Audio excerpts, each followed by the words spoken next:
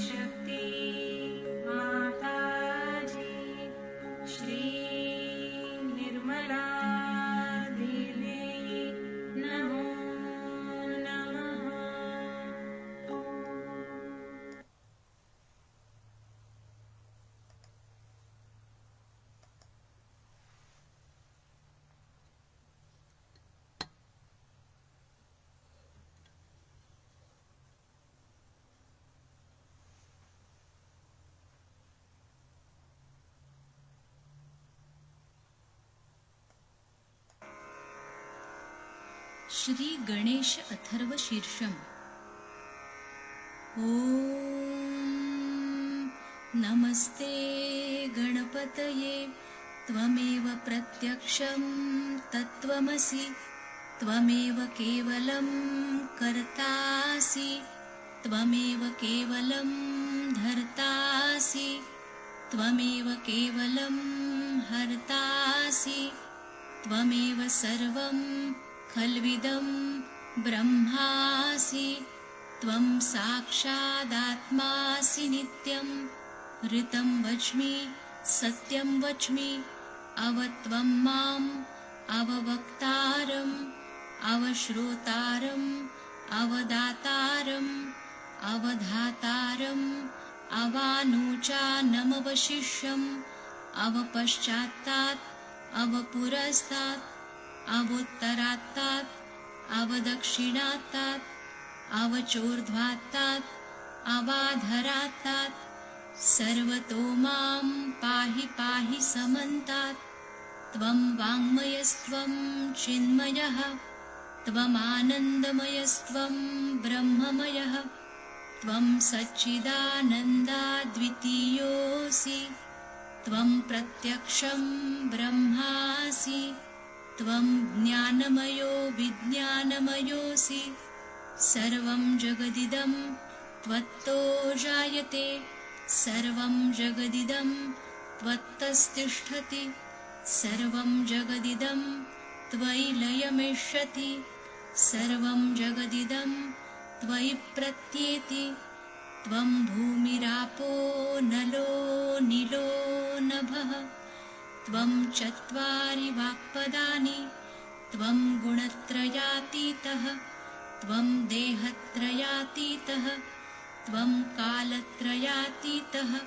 त्वं मूलाधारस्थितोऽसि नित्यं त्वं शक्तित्रयात्मकः त्वां योगिनो ध्यायन्ति नित्यं त्वं ब्रह्मा त्वं विष्णुस्त्वं रुद्रस्त्वम् इन्द्रस्त्वम् अग्निस्त्वं वायुस्त्वं सूर्यस्त्वं चन्द्रमास्त्वं ब्रह्मभूर्भुवस्वरों गणादिं पूर्वमुच्चार्य वर्णादिं तदनन्तरम् अनुस्वारपरतरः अर्धेन्दुलसितं तारेण ऋद्धम् एतत्तव मनुस्वरूपं गकारपूर्वरूपम् अकारो मध्यमरूपम् अनुस्वारश्चान्त्यरूपं बिन्दुरुत्तररूपं नादसन्धानं संहिता सन्धिः सैषा गणेशविद्या गणकऋषिः निच्छ्रिद्गायत्री छन्दः गणपतिर्देवता ॐ गं गणपतये नमः एकदन्ताय विद्महे वक्रतुण्डाय धीमहि तन्नो दन्ती प्रचोदयात् एकदन्तं चतुर्हस्तं पाशमङ्कुशधारिणं रदञ्च वरदं हस्तैर्बिभ्राणं मूषकध्वजं रक्तं लम्बोदरं शूर्पकर्णकं रक्तवाससं रक्तगन्धानुलिप्ताङ्गं रक्तपुष्पैः सुपूजितं भक्तानुकम्पिनं देवं जगत्कारणमच्युतम् आविर्भूतं च सृष्ट्यादौ प्रकृते पुरुषात् परम् एवं ध्यायति यो नित्यं स योगी योगिनां वरः नमो व्रातपतये नमो गणपतये नमः प्रमथपतये नमस्तेऽस्तु लम्बोदरायैकदन्ताय विघ्ननाशिने शिवसुताय श्रीवरदमूर्तये नमो नमः। साक्षात् श्री आदिशक्ति माताजी Shri Nirmala Devyai Namo Namaha.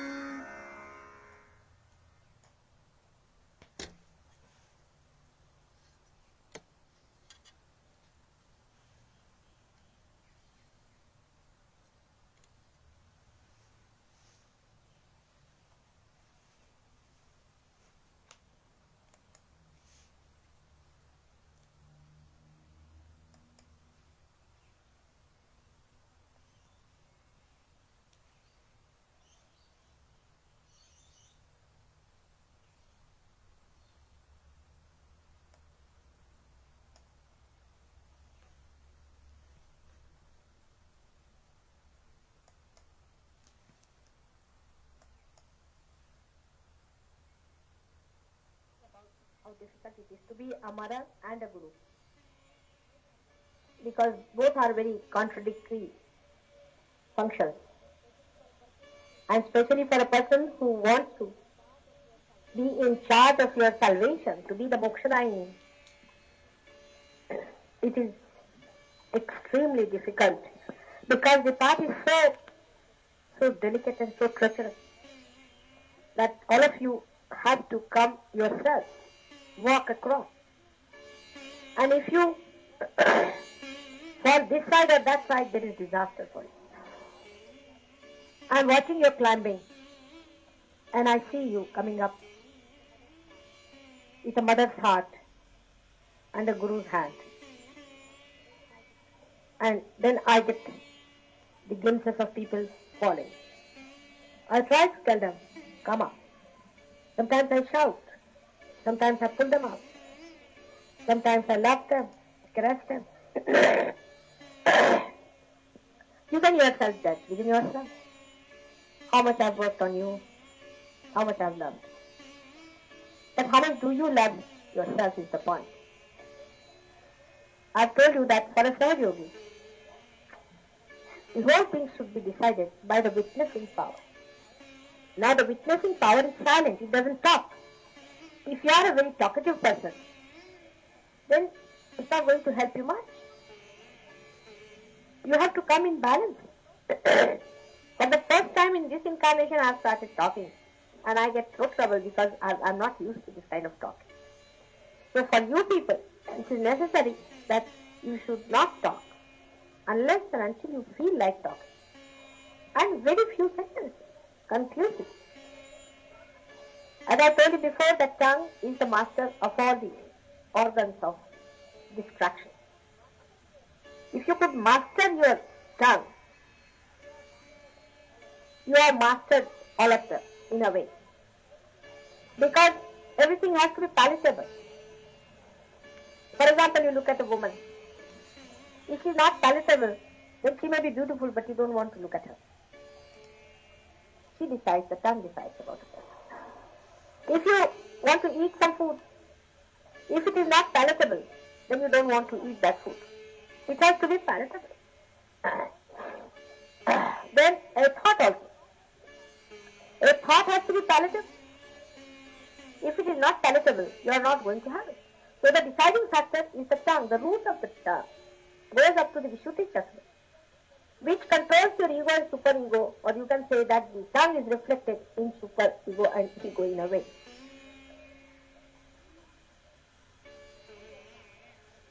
Through your tongue, when you speak, one can make out whether you are in the realm of ego or superego. She expresses, she decides. But if you understand her, then you know how to handle her. She is your friend. And Saraswati herself resides in your tongue. If you know how to handle your tongue, then Sahaja Yoga can rise very high. Because when others meet you as Sahaja Yogis, they also see how the way you talk, the way you eat, the way the things are palatable to you.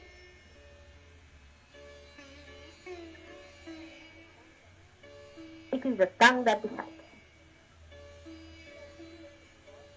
If you are really very much evolved, you'll be amazed that if you eat some food somewhere, immediately the tongue will immediately throw it out. It won't have it if it is something wrong. If some prasad so-called is given to you, which is given by some wrong type of man, immediately your tongue will throw it out. It won't be able to take it in. And even if you take some or other food down in the stomach, still the tongue will inform the brain that throw it out. And the brain will inform the stomach that throw it out.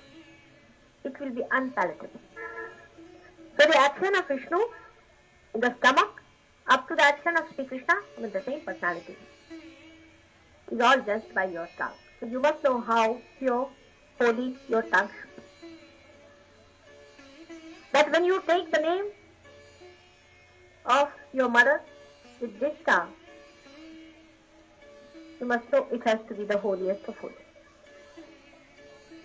It is very important how you use your tongue. Those who talk very bluntly are just the same. Those who talk very sweetly to get something out of you is the intention. As I have told you, it controls ego and superego. Even if Sahaja Yogi understand that the witness is also here at the Vishuddhi Chakra.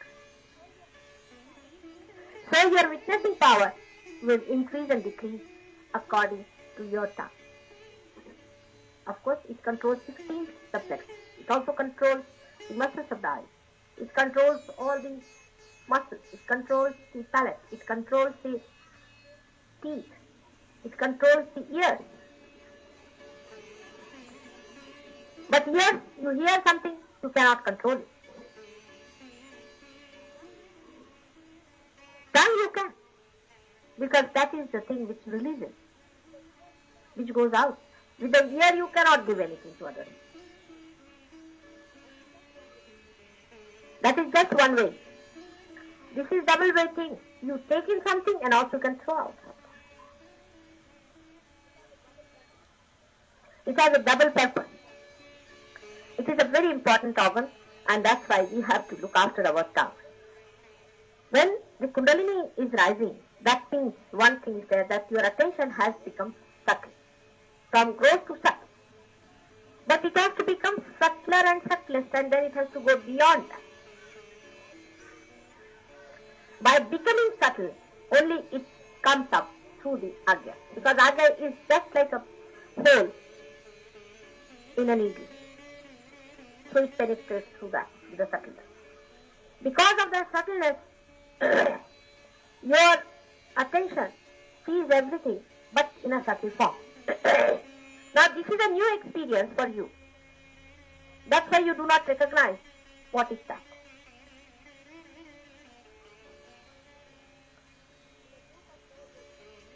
In a group of Sahaja Yogis, you can witness these things very carefully and clearly.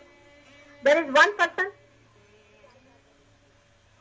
whose eyes are roving still around. He's a Sahaja Yogi. He's sitting down, he's looking here, looking there, looking that side, who is coming, who is going. Of course, this person is still in the gross state, you can say. Though he's got his attention up here, by Mataji is pulling it out to see and hanging on to it. But still the person himself is still dragging outside into the growth. So don't bother about that. But even the person who is now, say, attentive, we can say attentive, because these words are not so precise. Even if you notice such a person, you will find his two forces in a very subtle way are active. One is his subtle ego, another is a subtle super. When you become subtle, suddenly you get also powers of the subtle. Let us see the ego side of it. You start feeling inside yourself in a very subtle way that you do not recognize that it is ego. It is too subtle to be recognized. That you have got powers now to cure. You start feeling that now you have power to raise the Kundalini. See how it goes down segmenting into it. Then you start feeling you have power to express yourself. Because you think you have learned Sahaja, and now you don't know the essence of it, then you can talk about it. This subtle ego develops into you. And the fourth type of subtle ego develops when you see the other person's super ego is developing. That is the most dangerous.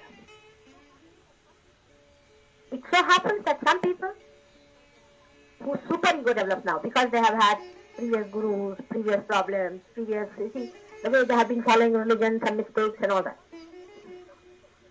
Because of their mistakes, their super ego develops. You see something happening to them.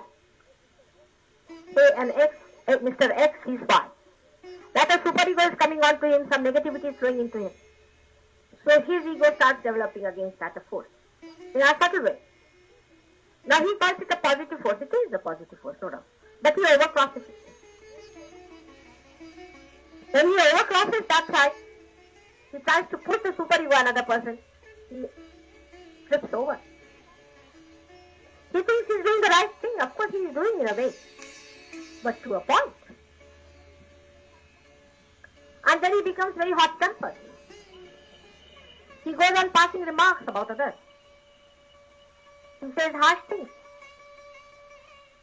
That's how the subtlest point starts. To a point is alright.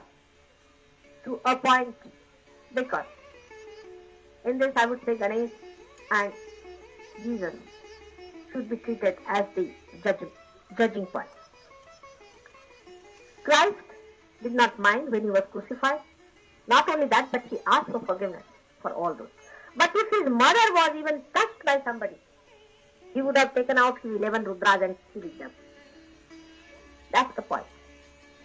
When it comes to your mother, then of course, your ego and superego both have a meaning. But beyond that, if it starts directed at every Sahaja, then you don't know where to have the balance. For example, then such people, anything done to them also they identify themselves as mother. And they think, no, he has said it to me, that means it is to mother also. It is not. You must know where you are criticized and where your mother is criticized. These are two things. That's why I said judging point is Christ. When he was crucified, he accepted it, though he was so much one with his mother. But still he could strike that line. When you are crucified, you are not to cry. But if anybody says anything against the mother, then of course. Now try to understand yourself. Now you are watching yourself. Whatever I am saying, you are watching yourself. It is for your good. That is how you find somewhere a person who gets a superego invasion. First of all, superego invasion is very, very deep and subtle. It's extremely deep. It comes into you in such a manner that you do not understand it. The other person who is very positive, so-called, will think that that person has got a negativity. But he won't know that he is overcrossing his positivity towards negativity itself, because once you cross this line, you go to this line. Once you cross this line, you go to this line. So immediately you are becoming negative once you cross this point. And in the Shastra is the Brahmarandra. Beyond the Brahmarandra, if you are pushing down, then you are crossing to the other side. You are playing into hands of other people.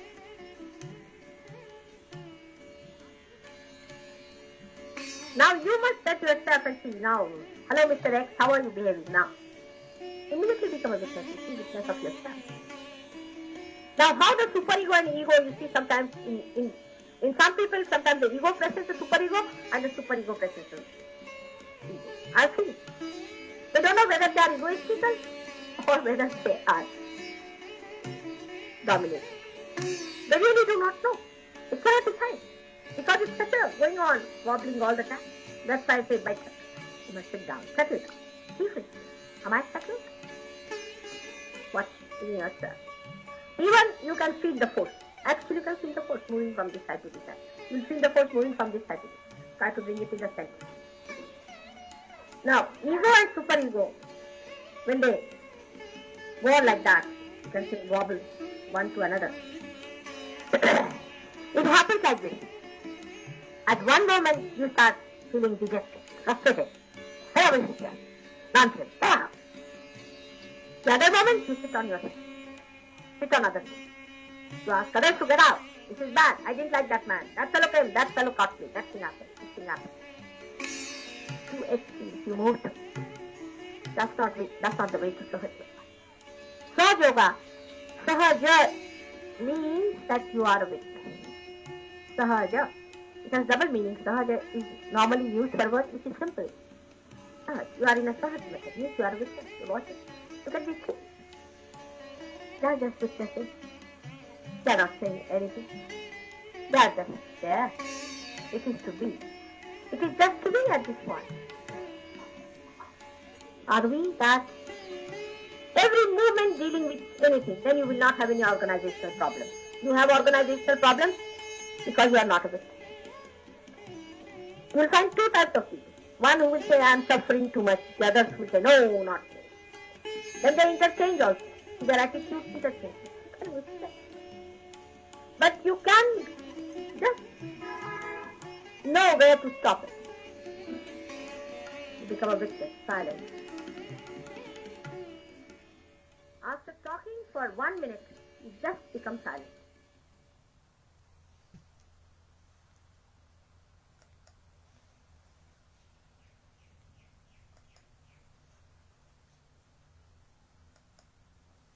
On that note, I think we'll just go into a silent meditation.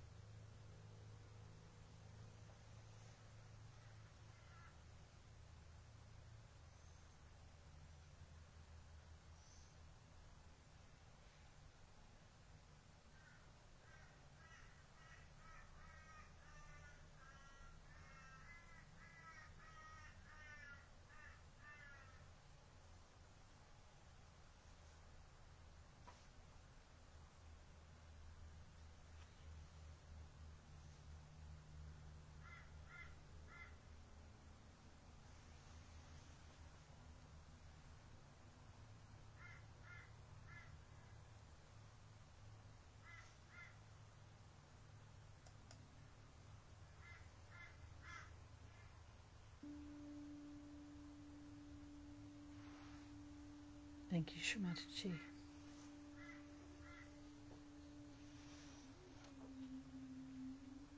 May I this day be what you'd have me be. May I this day say what you'd have me say. May I this day be part and parcel of the whole. And may my thoughts be of a realized soul. May I this day have love for all mankind. Shri Mother, be in my heart and in my mind.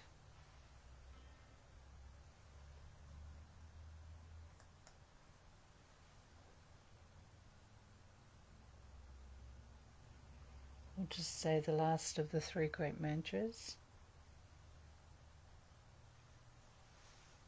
Om Tvameva Sakshat Shri Kalki Sakshat Shri Sahasrara Swamini Moksha Pradayini Mataji Shri Nirmala Devi Namo Namaha.